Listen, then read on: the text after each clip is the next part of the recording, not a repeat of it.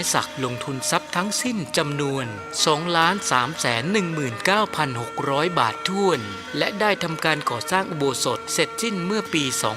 2561 ได้รับพระราชทานวิสุงคามสีมาเป็นที่เรียบร้อยแล้วพร้อมจะจัดงานผูกพัทสีมาปิดทองฝังลูกนิมิตบัดนี้การบูรณะวิหารล้านนาและการก่อสร้างอุโบสถได้สำเร็จเรียบร้อยแล้วสมณศรัทธาและมูลศรัทธาข้าพเจ้าทั้งหลายเห็นสมควรให้มีการสมโภชเฉลิมฉลองเพื่อแสดงออกถึงความปีติยินดีเป็นไปตามประเพณีนิยมและเพื่อจักได้ถวายเป็นถาวรวัตถุไว้ในบวรพระพุทธศาสนาสืบต่อไปกำหนดการวันที่ 1 เมษายน 2565 เวลา 9 นาฬิกาคณะศรัทธาวัดบ้านแพะตกแต่งดาเครื่องไทยทานพระสงฆ์จำนวน 10 รูปสวดมาติกาทำบุญทักษิณานุปทาน เวลา 19 นาฬิกาพระสงฆ์จำนวน 9 รูปเจริญพระพุทธมนต์สวดมนต์ตันสมโภชพระพุทธรูปวันเสาร์ที่ 2 เมษายน 2565 เวลา 9 นาฬิกา 39 นาทีพระสงฆ์จำนวน 29 รูปเจริญพระพุทธมนต์สืบชะตาหลวงแบบล้านนา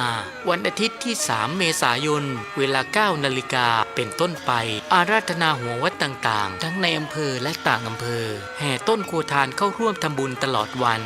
ที่ 4 เมษายน เวลา 13 นาฬิกาทำพิธีตัดหวายลูกนิมิตถวายทายทานพระสงฆ์อนุโมทนาเป็นเสร็จพิธี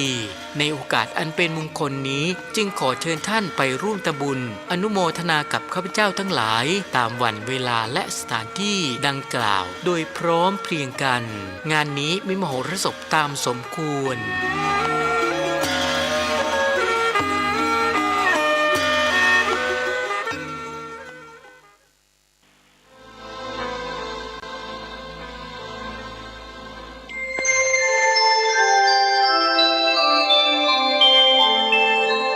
ขณะนี้ท่านกำลังฟังสถานีวิทยุกระจายเสียง FM 104.5 เมกะเฮิรตซ์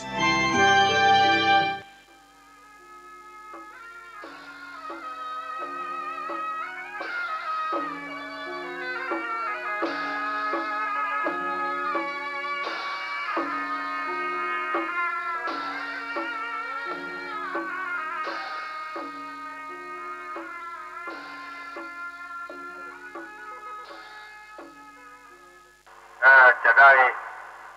ปาพี่น้องทั้งหลายไว้พระเจ้าพระธรรมพระสงฆ์เพื่อเป็นสิริมงคลกับ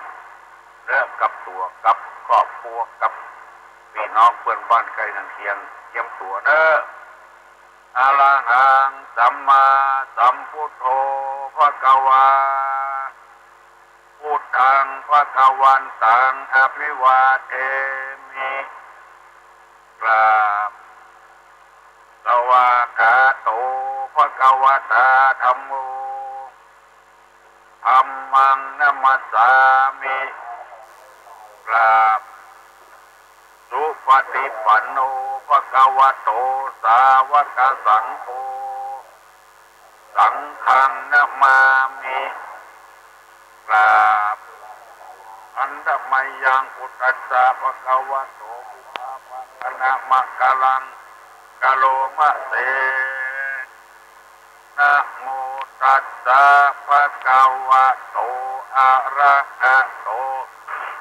สัมมาสัมพุทธัสสะนะโมตัสสะภะคะวะโตอะระหะโต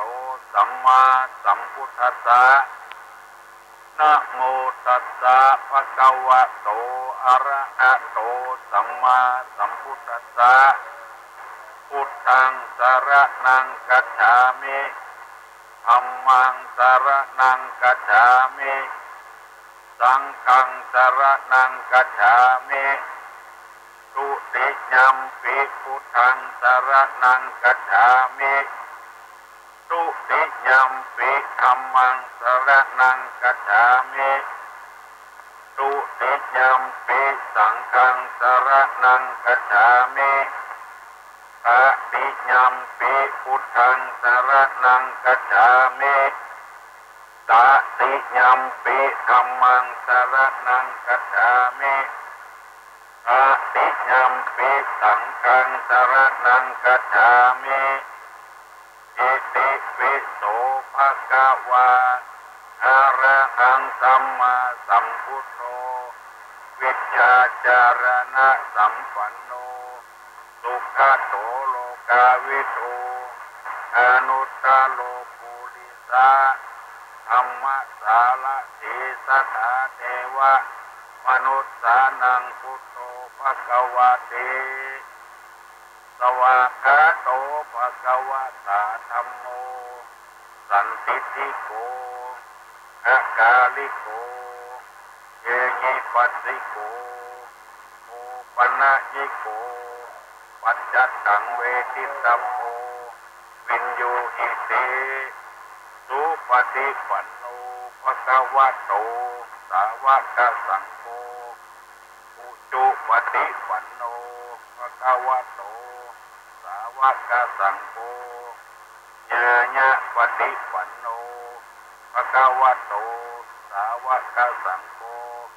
สามิจิปฏิปันโนภควโตสาวกสังโฆยะติตังจัตตาริปุริสายุคานิอัฏฐาปุริสาภุคลาเอสาภควโตสาวกสังโฆอาหุไนโยปาหุไนโยทักขิไนโยอัญจลิกาลนิโยอนุตตลังปุญญเกตังโลกัสสะเตกราบหนึ่งกราบสองกราบสามว่าด้วยทั้งวันเนอะแต่น้อยก็จะคล่องจะเก่งขึ้นคนเดียววันนี้จะได้นำเอากรรมเก่ากรรมโบราณสุภาษิตเป็นว่าไว้เป็นคติเตือนใจเพื่อนบ้านเพื่อนเมืองเอานำมาเสนอพี่น้องทั้งหลายโดยคำว่าของเป็นดีเลิศของเป็นดีเลิศเป็นดีเลิศนี่คืออย่าไปใกล้มันเลื่อนต้นไม้เลื่อนใครหุ่งสายเลื่อนเจ้าเลื่อนนายบันไดก็เขียนเลื่อนวากเลื่อนหนาวเลื่อนหนามเลื่อนเส้นจังวนเวียนสอดเลาะอันนี้เป็นกรรมมาเก่าจังหูวนเวียนสอดร้อยรุ่นเลื่อนโตโตสาเลื่อนกรรมเล็กน้อยจังหูเป็นพ่อไปลุนอันนี้กรรมมาเก่าคุณว่าไว้จะไปเลื่อนของมูนี้เลื่อนต้นไม้เนี่ยเลื่อนดีกว่าดีตกมาแข่งหักขาเลื่อนตายก็มีเลื่อนไข้หุงสายกรรมว่าเลื่อนนี่ก็คือจะไปใกล้มันที่จะพูดกันง่ายๆให้กว่าดีก็กินยุกกินยาอย่างเงี้ยจะไปลื่นมันนะร้อนลำไปหนาวลำไปเนี่ยมันเนี่ยลื่นความไข้ว่าให้กว่าดีก็กินยุกกินยาเนี่ยพักผ่อนก่อนมันหายแล้วก็แยกการทำไมทำการทำงานทำไมเรื่องเจ้าเรื่องนายมาตายทำไมสมบูรณาญาสิทธิราชเป็นเรื่องเจ้าเรื่องนายเรื่องพระราชามหากษัตริย์เป็นเล่นเรื่องเล่นอันบันไดของเกี้ยละก่อนนี้คนเกี้ยเรื่องบันไดจะเงียบเต็มตัวเรื่องกว้างเรื่องหนาวเรื่องหนามเรื่องเตี้ยนกว้างนี่แต่ก่อนนี้คนเอาไม้หวกเนี่ยเรียบไปอ่ะคนใดจังไปลักกินบ่เต้าบ่แดงเพิ่นหวังไว้ที่ดินนั้นเอาติ่งไปย่ำก็ใส่เลยย่ำแต่กว้างเลยเลือดพุ่งก็เรื่องกว้างเรื่องหนาว เหลานี่มันเลี่ยมอย่างเหลาที่หับเข้าเนี่ยอันนั้นก็ปุ้งสายลื่นหนามก็พอดีลื่นเสี้ยนปักมือนี่ก็พอดีย่างหุ่นวนเวียนสอดร้อยจะไปลื่นของน้อยๆลื่นโตดโตสาลื่นกำลื่นเล็กน้อยย่างหุ่นสอดร้อยไปลุนคือหมายความว่าฟ้องกับฟ้องแหละอย่างวันเนี้ยลื่นโตดโตสาลื่นกำเล็กน้อยตาฟ้องไงอ่ะมันแน่ก็ฟ้องแหละอย่างวันเนี้ยลื่นกำมาอย่างต่างๆหัวเพิ่นฟ้องคนร้องดีพอดีก็ขายหน้าตกเก่าไปถูกครอบถูกขังของฟ้าพอดีนี่ก็จะไปกดจะไปโกงเพิ่นจะไปกดไปโกงเพิ่นยินดูตัวเก่าใจเขาเนี่ยเป็นคนคิดจะกดจะโกงเอาของเพิ่นลื่นโตดโตสาลื่นกำเล็กน้อยโอ้เอาเข้าตัวเอาเองเนี่ยปลาตัวเก่าไปอยู่ในครอบยังเป็นกรรมเป็นค่อยที่รุนอันนี้เป็นกรรมแบบเก่ากรรมโบราณนำมาเสนอพี่น้องทั้งหลายที่ได้ฟังที่ได้ยินมันจะบ่มีไผอู้ฟังละคุณลุงนำมาอู้ฟังเพื่อเป็นคติเตือนอกเตือนใจอันนี้เป็นธรรมอยู่ในทางปริยัติจะได้นำเอามาเล่าให้พี่น้องทั้งหลายฟังอันนี้ว่าด้วยสัตว์และคนที่บุคคลดูหมิ่นบุคคลดูหมิ่นก็คือลื่นนะบุคคลดูหมิ่นดูแฟนเพิ่นเพราะว่าสัตว์เพราะว่าคนคือเพิ่นให้คนเขาเนี่ยแบบลูกแฟนไผเพราะว่าอย่างนี้ไผบางทีมันดีขึ้นมาที่เอาว่าผู้เชื่อนะกิ้วปูกิ้วดอยพอหันกิ้วคนนี่ไปพอบ่หันมันเป็นอย่างเงี้ยกิ้วปูกิ้วดอยพอหันกิ้วคนไปพอบ่หันอย่าไปดูแควนอย่าไปลื่นอย่าไปดูหมิ่นเมื่อเป็นอย่างนี้แล้วเอาจะได้ปรับปรุงตัวเก่าแก้ไขตัวเก่าเข้าไปก็เข้าได้บางทีนี่ตัวตั้งเต้าอย่างมีสติปัญญาบรรลุแปลงมันนี่อย่างก็ได้สิ่งที่บุคคลดูหมิ่นนี่ครบอย่างฟังทีเนอะลุงจะนำมาเสนอ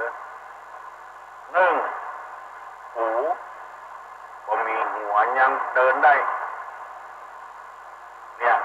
หูเนี่ยก็มีหัวยังเดินได้2หูก็มีตีนขึ้นต้นไม้ได้อันเนี้ยจะไปลื่นจะไปดูแฟนจะไปดูหมิ่น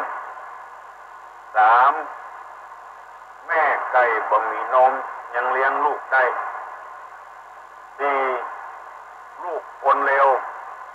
ยังเป็นอำมาตย์ของพระราชาได้5ลูกคนโง่ยังเป็นนักปราชญ์ได้6ลูกคนจนยังเป็นเศรษฐีได้ที่นำมาเสนอหมดแล้วก็ทำนองเนี้ยอยู่ภูกิ้วดอยพอหันกิ้วคนนี่ไปพอหันเพื่อน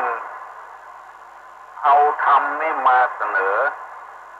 เพื่อให้คนเอานี่ทำจิตใจให้สูงส่งอย่างที่กำเพิ่นว่าอันเพิ่นมีอย่าไปใครได้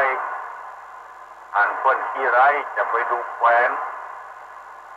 เพราะว่าสิ่งเหล่านี้มันสามารถปรับตัวขึ้นได้ดังที่กล่าวมานั้นก็คือหูว่ามีหัวเอวได้อยู่สบายสัตว์อย่างอื่นนี่มีหัวหมดแต่หูนี่บ่มีหัวมันก็เดียวของมันได้ไปโดยตามห้อมตามมูมันเอาตาข้างเดียวไปดับเพื่อค คนเอาจะเอามันบัตันจะกำโลดคนในงูนี่แล้วเขามีหัวเดินได้เพื่อคนอื่นเอาได้ประมาทคนอื่นเอาไปดูแฟนคนอื่นทำจิตใจนี่เป็นคนสูงส่งด้วยคุณธรรมมันเกิดมาตามธรรมชาติของมันคนที่พิกลพิการอันใดอย่างใดอย่างหนึ่งก็จะไปให้หัวใส่เปิ้นไปดูแฟนเปิ้นเพราะว่าคนหมู่นั้นมันมีผมด้อยอยู่แล้วเอาไปว่าหรือเปิ้นมันจะโกรธจะเครียดจะไว้กรรมกับตำเวรให้เอามีลายหนึ่งเปิ้นมานิมนต์ตู้ลุงเป็นเต้ใกล้ๆจำไม่ได้แล้วที่ไหนลูกคนตายเพราะอย่างเพราะว่าคนเขาเนี่ยไปดูหมิ่นเปิ้นคือหูมันต๊อบไปโรงเรียนเมื่อใดก็ดูเพื่อนมาถูกเพื่อนถูกแฟนหัวว่าหูต๊อบมาพ่อเพื่อนไปทำสัญญกรรมใหม่คือไปผ่าตัดเป็นกรรมเป็นเวรจะได้บุญไปผ่าตัดต้องดมยาสลบคนปรากฏว่าดมเกินเหตุเรื่องการได้พอผ่าเสร็จแล้วเราอ่อนตายไปอย่างเพราะว่าคนดีๆนะไปหยอกไปเย้าไปว่าทุกคนพี่น้องทั้งหลายลูกหลานทั้งหลายทุลุงจะอู้ฟังเนี่ยคนใดที่มีผมด้อยอยู่นะเขาจะไปว่าทุกคนหัวล้านกายหันก็หันอย่างนั้นถ้าบอกเคยแต่บอกว่าจะไปเล่นกันมันก็ชอบเพราะมันมีผมด้อยของมันมีไผ่เอามาสอนย่อยสอนย้ำอย่างตุลุงนี่เนอะเพื่อก็ขอโทษเรื่องปากไปนะแต่ไปเย้าไปหยอกเปิ้นมันโกรธมันเกลียดมันบอกเป็นมิตรกับเราละอ่านหน้าเมื่อใดก็ว่าเปิ้นปากแปลงกันหัวล้านกันที่เล่านี่อย่างมันกินวันค่ำผมถ้าว่าอย่างมันนะบางคนมันเป็นอย่างนั้นมันเป็นผมด้อยจะเอาหันหน้ามันใช่แล้วเนาะที่บ้านละเนี่ยมันไม่จะตายคือเอาบอกเป็นคนมีมารยาทถ้ามันเคยกันเล่นกันนี่บอกว่าเด้อมันมีผมด้อยของใครของมันอันนี้ขอฝากไว้เนอะเอาก็เหมือนกันนะเอาผมมีผมด้อยของเอาไผ่ว่าเอาผมมิ่งเหมือนกันเพื่อนถึงผอมอย่างนั้นแล้วว่ายังผอมเนี่ยจะไปดูแฟนกันจะไปดูมินกันนั่นเป็นการดูมินกันเนี่ยผมด้อยของคนมีคนรวยคนมีเงินนี่เอาพอเลี้ยงไม่เลี้ยงนี่เพื่อนไม่ชอบหรอกบางคนเนี่ยชอบบางคนไม่ชอบรวยรู้นี่เนี่ยพอเลี้ยงนี่เพื่อนไม่ใช่ชอบหรอกเพราะฉะนั้นกำหมู่เนี่ยกำความกำย่อยเนี่ยเจ๊ใส่อกใส่ใจไว้เป็นในยางเสื้อเต้าหูต๊อบแล้วเป็นหูดังแมบเต้าหูดังโมกะเป็นเขี้ยวอักกะเขี้ยวงูกะเขี้ยวซุนนี่กะเนี่ยจะไปปักจะไปตักจะไปว่ามันว่าแล้วมันโกรธมันก็บอกให้งูน่ะมันอย่างนี้แต่มันของงูคนเดียวตาลีกะตาเลิกะเนี่ยจะไปว่านี่กันเลิกก็ปล่อยมันเลยเอาหันได้ก็หันไปนะสำหรับคนที่เคยกันถ้าเคยกันนี่ก็ว่านี่กันได้หมอนึ่งที่เล่าหมอนึ่งที่ยาลงหนังสือพิมพ์อยู่ทางภาคเหนือเอาเนี่ยตัวก็เป็นที่ยาแล้วก็ไอ้ที่เล่าก็กินวันค่ำนะอันนี้ที่ยาสูบยานะไอ้ที่ยาตักก่อนอายุก่อนนักตัวไอ้ที่เล่าอายุน้อยไอ้ตักคนก่อนไอ้ที่เล่าไปไหนมาวะไอ้ที่เล่าว่าแต่มิ่งละเนี่ยว่าไอ้ที่ยา เนี่ยไอ้ขี้ยาของมิ่งนะหมอไอ้ขี้เหล้าอายุหนุ่มกว่ามาให้ไอ้ขี้ยาตีกันไปตีกันมาไอ้ขี้ยาตายไอ้ขี้เหล้ามีดยอกอันเนี้ยมันประจำเป็นซะหน่อยไปดูแฟนกันไปว่าด้วยกันดูหมิ่นกันเล่นกันเลยเด้อหนึ่งผูบ่มีหัวยังเตียวได้สองงูบ่มีตีนขึ้นต้นไม้ได้มันเป็นอย่างนี้นะเอาไปดูแฟนมันบ่ได้คนเอามีตีนยังขึ้นบ่ได้งูมีตีนอยู่บนฝ่ายไม้ขึ้นบ่ได้สามแม่ไก่บ่มีนมเลี้ยงลูกได้เป็นสิบเกี่ยวมากามาหุงมาห้องลูกเขาอยู่ในอกมดอกไว้หมดปกป้องลูกบ่ฮื้อเกี่ยวบ่ฮื้อกาฮื้อหุงได้กินลูกกินเต้าได้มันมีนมอ่ะเลี้ยงลูกได้มีนมสักเต้าเลยหากินออกไปของมันเลี้ยงจนใหญ่เนาะบางทีใหญ่มาแล้วยังจนแม่ติดแม่ก็มีจะไปดูแฟนกันแม่ไก่บ่มีนมสักเต้าเลี้ยงลูกได้สามนะสี่ลูกคนเร็วยังเป็นอำมาตย์ของพระราชาได้ลูกคนเร็วเนี่ยเป็นอำมาตย์ของพระราชาได้คือหมายความว่าคนบดีที่รักที่จกตำบ้านตำจองนิกาทะละทะลายกินเหล้าเมายาไล่บุกไล่ตีเพื่อนเอาไง่เอาสวนเพื่อนรักปะเต้าปะแดงเพื่อนมีลูกตอนหลังมาลูกได้เป็นอำมาตย์ของพระราชาของพญาเจ้าเมืองได้บางทีไปเป็นตำรวจไปเป็นทหารมียศถาบรรดาศักดิ์ได้พ่อมันกับจาดีแม่จาดีเป็นเล่าซึ่งในบ้านหนึ่งจองลูกเกิดมาเป็นอำมาตย์สูงสุดเลยเป็นคนใจอยู่ในหัวในวังได้เพราะฉะนั้นเพื่อนว่าจะไปประมาทกันจะไปดูแฟนกันจะไปดูหมิ่นกันอันนี้เป็นข้อที่สี่นะข้อที่ห้าลูกคนโง่เป็นนักปราชญ์ได้ลูกคนโง่เป็นนักปราชญ์ได้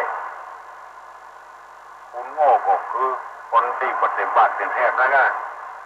คนตึงแหบเนี่ยมันจะไม่ใช่ว่าจะได้เชื่อกันมาหรอกพ่อก็เง่าแม่ก็เง่าลูกก็ใจเง่าก็มี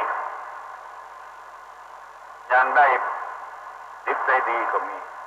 เป็นนักปราชญ์เป็นบัณฑิตได้เพราะน่าแปลกเหมือนกันเพราะว่าของเหล่านี้มันเอาฮื้อกันมาได้เรื่องมันสมองนี่มันสมองกับความดีเอาฮื้อกันมาได้พ่อแม่ตุ๊กพ่อก็ตุ๊กแม่ก็ตุ๊กอยู่กับต้มกับนาหาปูหาปลากินไปตามลำพังลูกเข้าไปบวชไปเรียนธรรมะธรรมโมครับเป็นผู้เป็นคนดีได้บวชได้เป็นพระเจ้าอยู่วัดอยู่วาเคารพนับถือสักการะบูชาพ่อแม่ลำบากลำบนมีหลายคนแล้วเป็นอย่างนี้อันสุดท้ายลูกคนจนยังเป็นเศรษฐีได้บางทีลูกคนทุกข์คนยากเนี่ยและเป็นเศรษฐีได้ลูกคนทุกข์คนยากในงามเนี่ยเป็นแม่ยิงงามเนี่ยคนร่ำคนรวยมาขอไปเป็นเมียเป็นเศรษฐีได้บางทีลูกคนทุกข์คนจนเนี่ยเป็นกระจาย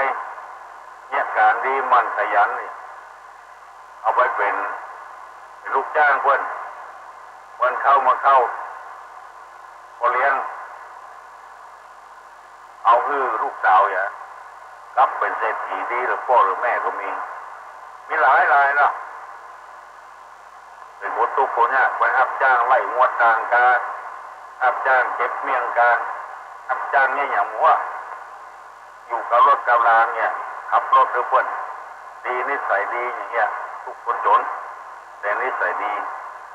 มันเข้าเพื่อนก่อนเลยเอายกลูกสาวเนี่ยได้รวยหรือพ่อหรือแม่ก็มีนี่ตู้ลุงนำมาเสนอนี้ก็ได้ว่าเนื้อไผ่เนออย่าไปเจ็บอกเจ็บใจจะไปเข้าใจเพื่อปรับปรุงนิสัยตัวเฮาถ้าเฮามีนิสัยอย่างที่ก็ควรที่จะไปประมาทไปดูแฟนไผ่คืออยู่ตามน้ำทำไปตามสวนน้ำเพียงใดดอกบัวเป็นอันคนจะได้ก็เหมือนกันหมดนั่นก็คือความเฒ่าความแก่คนทุกข์คนจนคนหายคนขาดคนบดีบดักก็เท่าเหมือนกันถึงคนดีนะเมื่อแก่แล้วก็เป็นพญาธิอย่างเดียวกันคนรวยก็เป็นไส้ติ่งคนทุกข์ก็เป็นไส้ติ่งคนรวยก็เป็นโรคไตคนทุกข์ก็เป็นโรคไตคนจนก็เป็นโรคไตได้เหมือนกันหมดที่ว่าสามัญลักษณะที่เสมอกันคนอย่างไรก็จ้างเลยมีหน้าที่เหมือนกันหมดอย่างเงี้ยลักษณะที่เสมอกันเจ้าฟ้ามหากษัตริย์คนทุกข์ยากครับจนมีสิทธิ์ที่จะต้องแก่มีสิทธิ์ที่จะต้องเจ็บเป็นพยาธิพยามแล้วอันสุดท้ายมีสิทธิ์ที่จะต้องตายเหมือนกันหมดเมื่อเอาหันว่าคนมีลักษณะเหมือนกันเนี่ยอันนี้จังทุกขังอนัตตานี่คือความเป็นของไม่เที่ยงเป็นทุกข์เป็นอนัตตาเหมือนกันหมดก็จะไปดูหมิ่นกันไปดูแคลนกันบางทีนี่ตอนหลังมาได้ดิบได้ดีแต่เอาก็มีเป็นไปอย่างนั้นอันนี้เอาฝากเอาฝันไว้เพื่อเอาได้ประพฤติปฏิบัติอยู่กับสังคมอยู่อย่างมีความสุขไม่ได้ประมาทไม่ได้ดูแคลนกันในพระพุทธศาสนาสอนว่าสามัญลักษณะที่เหมือนเสมอกันเพราะว่าคนอย่างใดพอใจไม่ยินทุกเจ้าพนายเจ้าฟ้ามหากษัตริย์เศรษฐีคนทุกคนจนหัวหน้าลูกน้องเจ้านี่ลูกนี่เหมือนกันหมดอันนี้จังคือความเป็นของเที่ยงเมื่อน้อยๆเอาความใหญ่ขึ้นมาความน้อยหายไปที่ไหนก็คือความบัดเที่ยงแท้ของสังขารนั้นมันใหญ่ขึ้นมาแล้วก็เท่าความบัดเที่ยง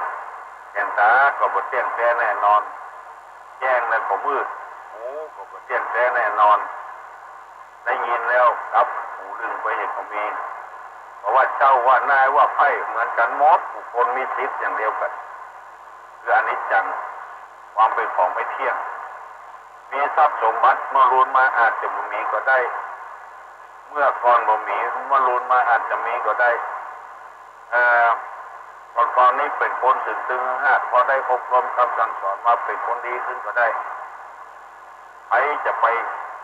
สาดกระทะตัวไผ่ว่าอ้อนหาไผ่ซึ่งมาได้คนเขาต้องอ้อนหากันสองทุกขตาคือความเป็นทุกข์เพราะว่าไผ่สักคนมีความเป็นทุกข์เหมือนกันหมดมีพระอรหันต์แต่อันที่พ้นจากทุกข์บุคคลเวลาเนี้ย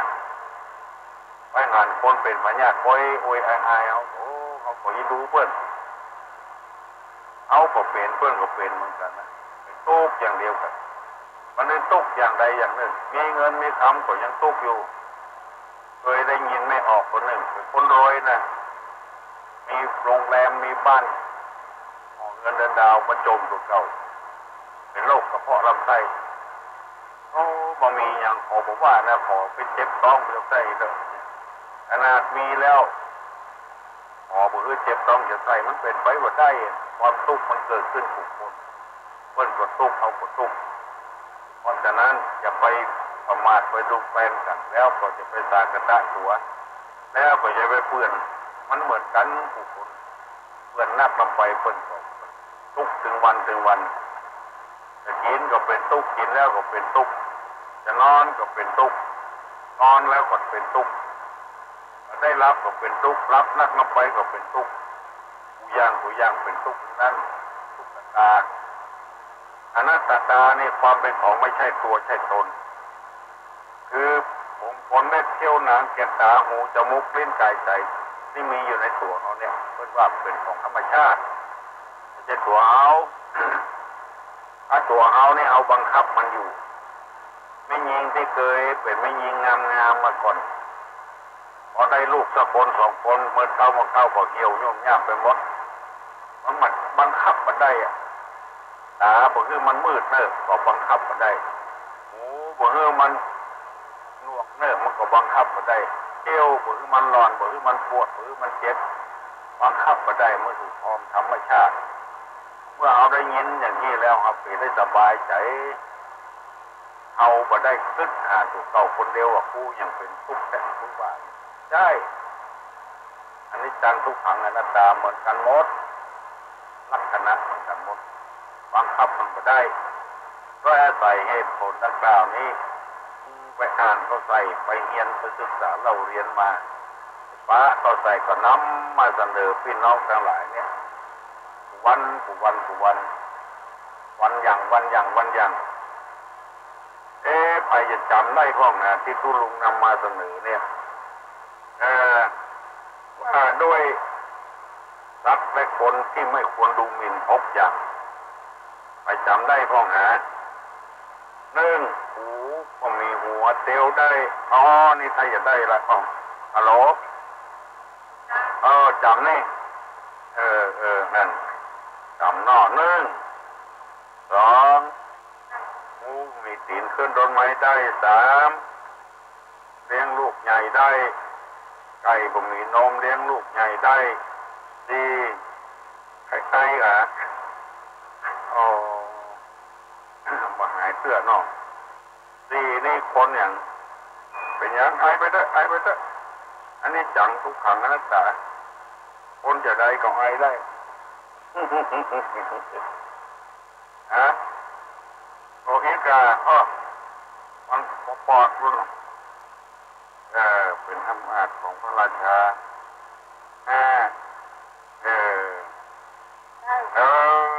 ใส่หมดเลยอันลุงเจ้าแล้วอย่างหลังนี่น่าจะเป็นอาภิชาตบุตรนะอาภิชาตบุตรที่เก่งกับพ่อหรือแม่ค่ะชาวสาเจ้าตบุตรจริงเนอะเจริญพรวันเดียวนี้ขอเมตตาเวลากับพี่น้องทั้งหลายที่วัดดอนแก้วนั้นเจ้าเพิ่นเป็นอบรมประชาชนประจำตำบลได้ตั้งหน่วยไว้เพิ่นจะบวชลูกแก้ว110 ตนไปแค่เอาลูกเอาหลานมาบวชอบรมศีลธรรมที่ว่าละอ่อนประเดียวบอกให้เขาวัดกวานะมันเป็นตาไผ่เนี่ยประเดียวนี้ตั้งวัดตั้งวาเพิ่นเอาละเนอเพิ่นเอาละอ่อนมาอบรมศีลธรรมคนที่จะมาบรรพชาอุปสมบทนั้นต้องเป็นผู้ชายอายุระหว่าง10 ปีถึง16 ปีระหว่างเนี้ยเปิดครับ2ต้องเป็นคนที่มีสติปัญญาปกติสามารถอ่านออกเขียนได้3ต้องบ่เป็นคนพิการเช่นแขนด้วนหูหนวกตาบอดเป็นต้น4ต้องเป็นคนบวิกลจริตสติวิปลาสปัญญาอ่อนอันนี้เพิ่นบอกเอาข้อที่6เป็นผู้ที่มีความประพฤติดีพร้อมที่จะฝึกฝนทั้งกายและใจฟังคำสั่งสอนพระวิทยากร7ได้รับอนุญาตจากพ่อจากแม่หรือผู้ปกครองแล้วอันนี้7ข้อนี้ด้วยกันเพิ่นว่าถ้าจะไปบวชเอาละเนอะพอออกไม่ออกประเดี๋ยวนี้มัน6:40ละไปยังบ่ลุกเห็นไหวแล้วลุกเห็นไปเนี่ยเวียกเนี่ยการแล้วไปใครผู้ปรึกษาหารือผู้กับผู้ลุงก็โทรมาก็ได้121 058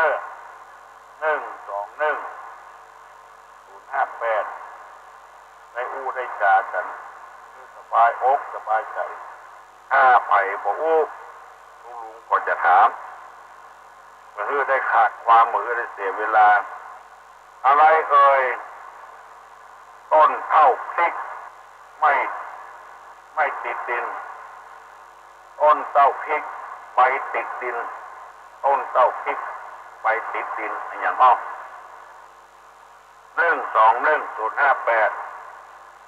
058 โอ้บ่ลูกกันเนี่ยก้าดักปิ้งยิงบอยนะเอาตัวเหมือนเรือสองลำทำไว้พอดีขี่ได้คนเดียวเที่ยวที่ไหนเที่ยวด้วยกันเหมือนเรือสองลำทำไว้พอดีขี่ได้คนเดียวเที่ยวที่ไหนไปเที่ยวด้วยกันไอ้อย่างอ้อไปตอบได้ตอบมาเลยที่น้องป๊อปน้องไม่ใช่น้องป๊อปน้องพิมพ์ถามน้องพิมพ์ถามว่าดาบอะไรดาบอะไรที่น้องพิมพ์ถามว่าดาบอะไรที่ผู้หญิงชอบที่สุดไปตอบได้ตอบมาเนอะที่ว่ามะนาวไอ้หยังอยู่นอกโลกนะน้องพิมพ์ตอบมาแล้วแต่ว่ามะนาวที่อยู่นอกโลกคือมะนาวลูกมะนาวต่างลูกน้องพิมพ์ตอบมาแต่ว่ามะนาวต่างรุ่นมะนาวที่อยู่นอกโลกมะนาวต่างรุ่นแปลว่ามนุษย์ต่างดาวตอบไปแล้ววันนี้ไผ่ตอบทุลุงได้ตอบมาลองอันที่ว่าดาปัญญังที่ไม่ยิงชอบก่อน้องพิมพ์กดแก้ไปแล้วว่าเป็นดาบกุหลาบดาบกุหลาบแปลว่าดอกกุหลาบเพื่อจำไว้เนอะแล้ววันนี้ไผ่จะถามอย่างตอบอย่างลองตอบมาลองฮัลโหลเจ้าฮะเจ้าลิขิตเจ้าฮะเจ้าลิขิตเจ้าเดี๋ยวไปได้ยินทีมันอย่างละชุดนักเรียนก็ได้กะนักเรียนก็ได้คนใหญ่ก็ได้เตี้ยวก็ได้เสื้อก็ได้ขอโทษโอ้ดีกะ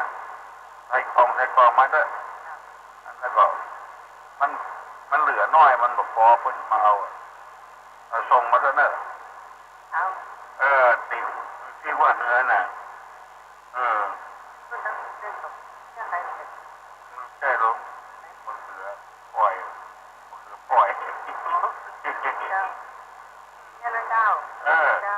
ลูกสาวเนาะจวนต่ำปั้นเหนือมันได้ห้องเนอะจวนกันเอาทำมาเมินแล้วเรื่องนั้นแต่ก่อนเคยไปร่วมกับโรงพยาบาลนครพิงค์ไอ้ป้าแต่คนหนึ่งเอาเพิ่นเขียนหนังสือมาให้ด้วยมาบอกอันขึ้นต้นไม้ว่ะตกลงมาเอาโค่นไปตั้งใส่ต่อไม้ไปไหนก็ไม่ได้กังกะดูเพิ่นแล้วก็เอาครัวไปซื้อเพิ่นแล้วเพิ่นจำตอนนั้นว่าทุลุงไปประเดี๋ยวในเงี้ยอยู่กอเอาผ้าเอาครัวไปซื้อคนทุกคนเนี่ยโอ้ยังทำอยู่ตลอดมาได้เป็น30 ปีบอกเพื่อนเพราะว่าเพื่อนอยากขึ้นมาเอาไอ้พ่อผ้าเหลือน้อยเดียวเอาไปได้แค่ถึงวันเอาไปได้แค่ถึงวันประเดี๋ยวนี้มันบ่ใครมีแล้วเราเลยประกาศมาดังนั้นพี่น้องทั้งหลายไปแค่ตานก่อนช่วยกันเนอะ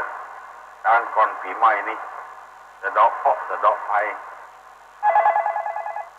หรอเดี๋ยวก็รู้ครับการเสื้อผ้าครับคือวัดดอนแก้วตรงไหนครับมันวัดดอนแก้วนี่มันมีเหนือวัดตุลุงนี่นะตังน้ำห้องนะครับฮะเราอยู่ตังเสือน้ำห้องนะไม่ลืมไปกันลืมนะครับไม่ลืมไปนะอันนี้เข้าที่หน้าของพันธุ์ต่างๆนี่ครับใช่ของพันธุ์ต่างๆนะเข้าไปพอดีครับไปนั่นแถมสักครึ่งกิโลไปนะครับไปเดี๋ยววัดดอนแก้ววะมันตำบลเดียวกันตุลุงนะครับให้การผ้าน่ะเอามาเถอะเนอะครับผมยินดีกับผู้คนเนอะโอ้ได้ผลได้เว้ยประกาศไว้ก็มีคนให้กินให้ทานร่วมตุลุงบะล่ำเรียอะไรบอกบุญกำเสื้อเนอะวันนี้นี่รู้สึกว่ากินดูเพื่อนโทรมาแล้วมันมีอย่างเพื่อนฮัลโหลตอบเรื่องห้องเราสองคนฮะตอบเรื่องเราสองคนแม่นะตอบไปละเอาไปแล้วกันเอาครับไม่นอนบ้างไม่ บ้านพุทธา เกือบแล้วนะ ก็จะเอาผ้ามาแทนมันเนี่ยดีๆเนอะ อ้าว เออดีแล้วเรือ2 ลำนี่เป็นเกิบ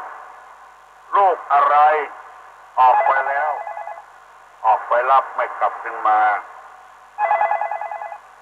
ฮัลโหลฮัลโหลสวัสดี โอ้ เจริญพร ทำไมจะเป็นท่านน่ะตัวลุง เออ อันท่านอาจารย์วิษณุอันไปเมืองปิกมา ไปเมืองอย่างก็ อินเดีย ไปอินเดียปิ๊กมา ปิกมาละเมินน่ะแล้วเปิ้นอธิบายเมื่อคืนวันนั้นเจ้าโทรถามเปิ้น เออ ก่อนจะตรวจเปิ้นแล้วจะไปโทรถามเปิ้นเปิ้นอธิบายมาก่อนแน่นั้นนะว่ามีคนโยมคนอื่นไม่สบาย อืม ตอนนี้เปิ้นฟังต้นลุงเปิ้นหายลูกหายไข้จิตเลย อย่างนั้นนะ เจ้าลุงต้นลุงมันของติดในตัวละเป็นพระอรหันต์จ๋าละ โอ้ใจเริ่มใจเริ่มโอ้บอกนะ ซึ่งจะเปลี่ยนไปทางแม่อยู่ที่ลุง เพื่อนว่าอุตริมนุษยธรรม เจ้า เป็นบาปเพื่อนเคยยี่อย่างอ่ะ ถ้าต้นลุงมาเที่ยวกระถางอาจารย์วิษณุเนี่ย แม่ เพื่อนยังจะนิมนต์ต้นลุงไปออกกระหารอากาศเลยนะ เพื่อนอยู่วันไหน เขาอยู่วัดเจริญเจ้า เจริญกะแน่นอน ต้นลุง ครับ ต้นลุงยังหมอเอาปริศนาที่เป็นเนี่ยหาจาหาแปลเมื่อก่อนมาถามเราดีว่า เออ ปริศนาของจีนปริศนาชื่อที่เป็นหากันนะ ที่ดามาอาจารย์แล้วเป็นหางตีแล้วใจปริศนากันนะต้นลุงต้นหูหมดจะเสียหมดอ่ะ ทั้งวันกับน้อง เจ้า เออ อันที่น้องของโทรมา ฮะ น้องของโทรมา น้องที่สมัยนั้นกะ เจ้าไปถามเพิ่นได้ปะฮะ ได้กะคนนึงสอนนะลูก ถามว่าก้มไตนะหมายความว่าอันหยังของคุณนะก้มไต ใช่ลูก ฮะ เพิ่นถามว่ากินข้าวกำยัง เจ้า กินข้าวกับไต่หัวเล่มเลี้ยวอย่า ฮะ ไปว่าก้มไต่น้ำมวยน้ำไปอ่ะ ขโมยแล้วไป ไต่หัวเล่มเลี้ยว เจ้าแล้วว่าจะจะแหก ไต่หัวเล่มเลี้ยวมันก้มไต่ อ๋อ ข้าวกับไก่ต้มแค่ เอ นั้น อแล้วที่แวดใจมาก่อนนั่นหรอ ข้าวไก่บอกกันนี่ พระเจ้านั้นปริศนาชื่อ ฮะ ปริศนาชื่อไก่มาก่อนน่ะไก่มาก่อนน่ะ เลี้ยงไก่บอกกัน ที่ไก่มาก่อนที่สามมันจังดาวมาเองแล้วตัวปอกไปตัวแม่แล้วเขาบอกปิ๊กไม่ใหญ่อ่ะไม่บอกนี่ดาวจังพิมพ์เองอ่ะแล้วตัวปอกจะปิ๊กมาแล้วดาวจังพิมพ์เองบอกปิ๊กไม่ใหญ่แล้วก็ไก่มาก่อนเนี่ยไม่ไรเลยก็ อันนี้มันได้นะเลยมันได้เดี๋ยวมันได้นะ ก็ได้ยินเขาจังโอ้กัน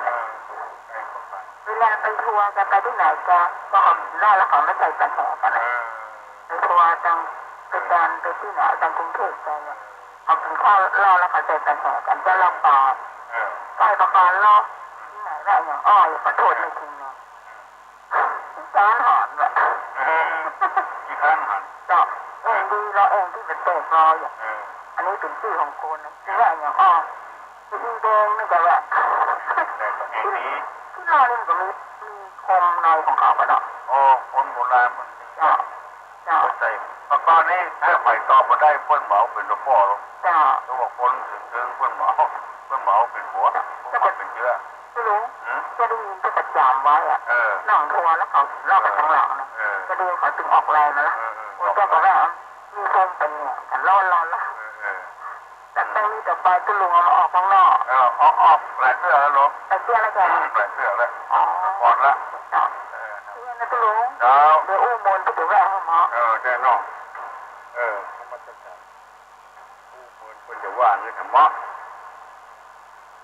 อย่างไรก็บดีแหละบอกก็บ่ม่วนเมินเป็นกระจายอาจจะมาทำมา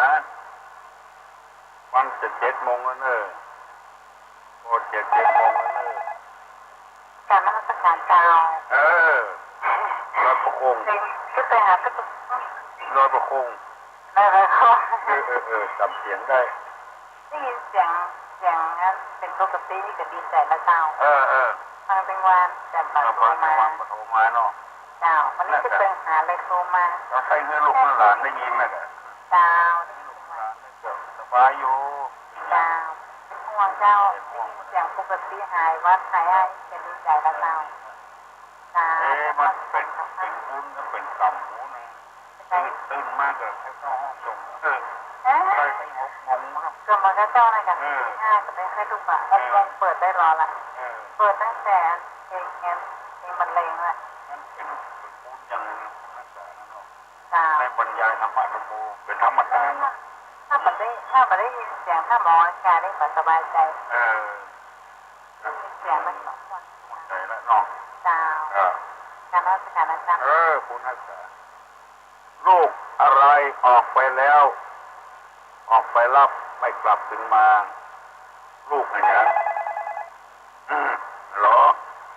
ลูกอย่างอ้อ ถามแล้วนะ ฮะ รอบที่3 3เชื่อแล้วเนาะ ลูกกบนะ ลูกผงลูกปืนเนาะ นะเนาะพรนะ พี่พรปันประมาท เช้าลูกน้องไปหา ฮะ ทุกคนไปนะลูกพาไปหาเนาะ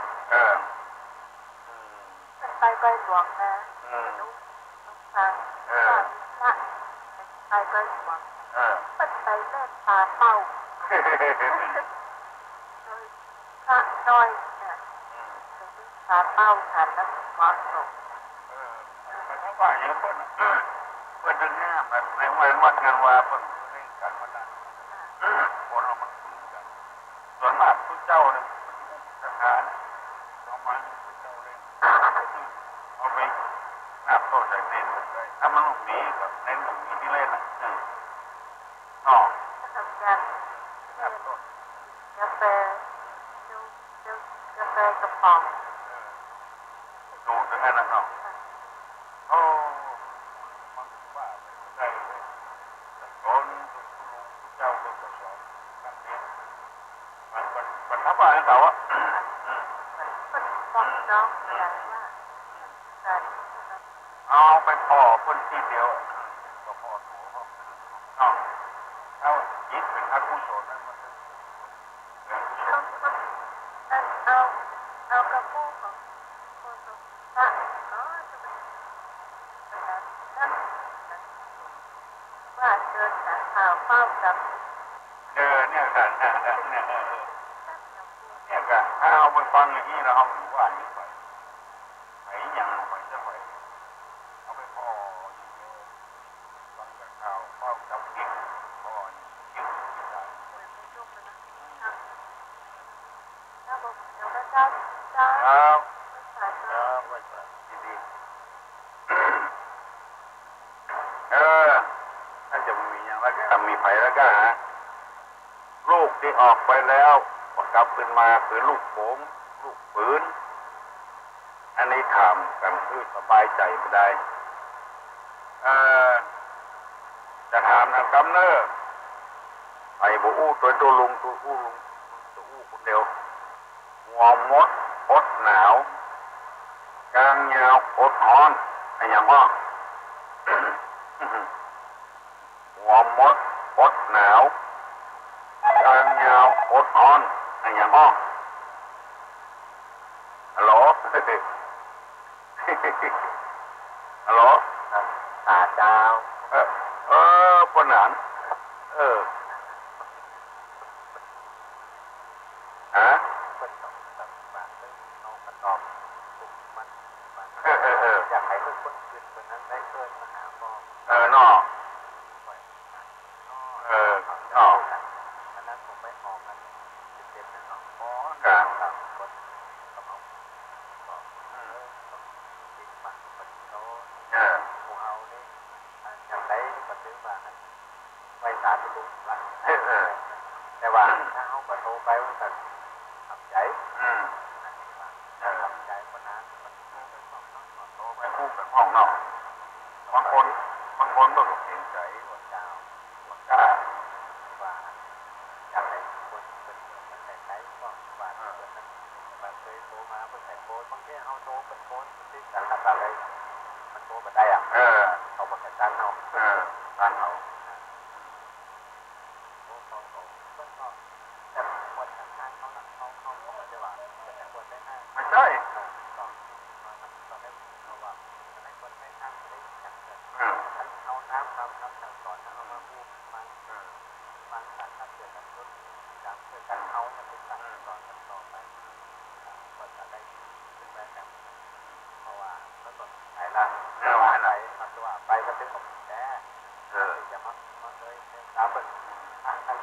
ต่างประเทศต่างกันไปคนที่เพิ่นออกอากาศทั้งวันนั้นมันเป็นคนสมัยเป็นสมัยคนเก่าต่อเอานี่มันเป็นเอาสมัยแล้วก็เป็นประเทศไปตามนั้นนะตามคำกำหนดนั้นนะแต่ที่ส่วนมากมันคนเอาเนี่ยถ้าเอาไปซื้อกันนั่นนะภาษาบาลีเอาไปนั่นนะเขาไม่เข้าใจอย่างตรงเนี่ยโอ้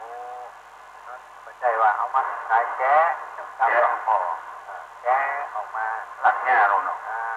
ของมันเป็นใช้แก้หน่อยแล้วพอไม่ใช่นะมันใส่ปากกันแบบนี้มันเป็นนะฮะมันง่ายมันง่ายแล้วก็เล่นคนก็เล่นเข้าใจอย่างโตจะเป็นโตแล้วมัน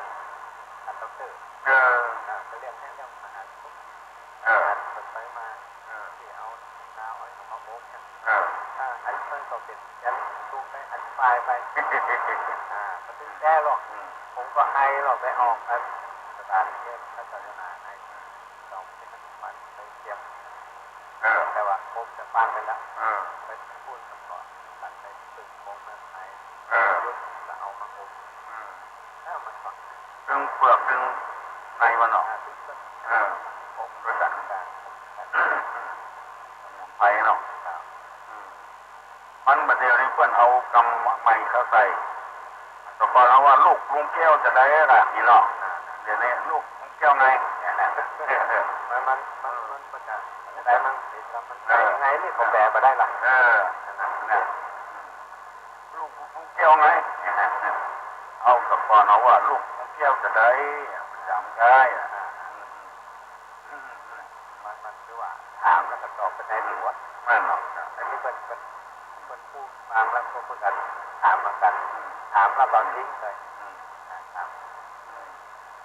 เขาก็บอกให้เข้าใจเขาอันนี้เรื่องชื่อเรื่องท่านี่ก็คือก่อนจะเป็นเอาผลนะถูกต้องแม่น่ะมากันก่อนมาผลเดี๋ยวผมได้มันสมัยนั้นเอาไปคนทุกปัญญาแม่นอกเพราะอันนี้เป็นเรื่องนี่เอาไปอย่างที่เนี่ยโอ้คนก็ได้นั่นแหละนั่นแหละฟังมีคนมาฮื้อเนาะเพราะว่าเขาก็ได้บอกเปิดเขาจะมาใช้อย่างรักกันเราเป็นมันเป็นใจทุกวันบอกให้สบายนะที่มันจะเป็นอย่างเอาไปลุงเขาเป็นจะมาเอาคนเดียวเป็นมาคนเดียวลูกศิษย์ลูกหาก็มันนักว่าเขาก็เอาไปคนเดียวมีเลขามีปลัดไม่อยู่นี่หูที่ไหนเขาเอาไปคนเดียวมันจึงบอกนะเลยมันเหลือน้อยเลยประกาศถึงวันนี้เพิ่นก็มาทานมันคนสองกองนะมาถึงวันนั้นแต่มันน้อยมันพอมันพอแต่ทานก็ทำกับคนได้ทำเอาไปเลิกโอ้แล้วเอาถ้าใครบอกได้เก่าเขาก็บอกให้พูดเดี๋ยวบอกเที่ยวอาจารย์ไปหน้าลายแล้วนะให้บอกโอ้ทำมันใจเปิดเพิ่นบอกหูเนาะได้เอาไปหูไปหันมากินดูเพิ่นนี่เดียวกันตอนนี้เดียวจะไปยังสถานเคยบอกวันการนอนนี่เนาะการไปตามแบบไปสี่นึงอ่ะไป2 โมง2 โมง 3 โมงเนาะมันจะนัดมันไปวันที่สองโอ้ได้คนดูยังเพิ่งว่านั่งสบายใจมากนั่นก็เริ่มมานานขอเอาไปที่กันดีนะเอาไปตาปุณณสาเนอะแล้วนอกพอออกไม่ออกพิพานะสถานะบุญทั้งหลายเดี๋ยวนี้ก็7 โมงฝ่ายน้อยแล้วคือบุญกรรมบุญจูอยู่ดีมีสุขเนอะรักษาสุขภาพไปดีๆจะไปกินสลบสละคนเมืองน่านผมกินนอกพิษเอาป่วยกันไปเป็นร้อยเอาพอๆก่อนเนอะอาหารการกินไม่ใช่สิ่งใดบันโดนบันดาลละเอาเนี่ยเป็นคนกินอยู่ดีมีสุขก็พอเอาเนี่ยเรื่องอันใดบางสิ่งบางอย่างที่มันระงับได้ก็ระงับไปเหตุแต่ต้นก็คือมันเกิดเรื่องเกิดราวเนี่ยเกิดขึ้นวิกันเถียงกันมันเถียงแล้วมันหมดมั่วมันถือกรรมกับทำเวรกันยกมือไหวเนอะตูลุงจะปัดก่อนนะเนอะสัพพิติโยวัจจันตุสัพพะโรโควินัสตุมาเต